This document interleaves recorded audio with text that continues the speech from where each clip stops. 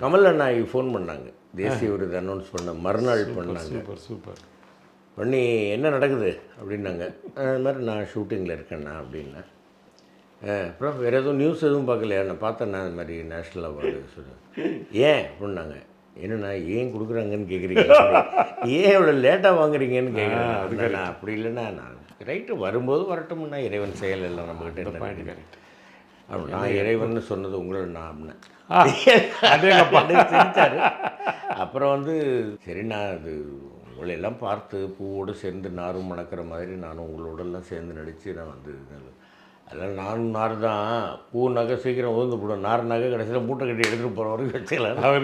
அவர் உங்கள்கிட்ட பேசலாம் ஜெயிக்க முடியாது என்ன அப்படின்னு. All the best. ஒரு நல்ல கருத்து சொன்னார். நேஷ்னல் அவார்டு கிடச்சிருச்சே அப்படிங்கிறதுக்காக உன்னுடைய வேலையில் தொழிலில் 1% 0.001% கூட அந்த இன்ட்ரெஸ்ட்டு குறைஞ்சிடக்கூடாது பாஸ்கர். அது அப்படியே மெயின்டைன் பண்ணிக்கணும். கண்டிப்பாக நான் எப்படி நான் வரையணும். ஏன்னா வாங்கிட்டோமே இன்னும் அப்படிப்பட்ட கேரக்டர் தான் பண்ணணும். இல்லை அதெல்லாம் எல்லா விதமான கேரக்டர் பண்ணிட்டு இருந்தீங்க நீங்கள் இல்லையா? ஆமாம்.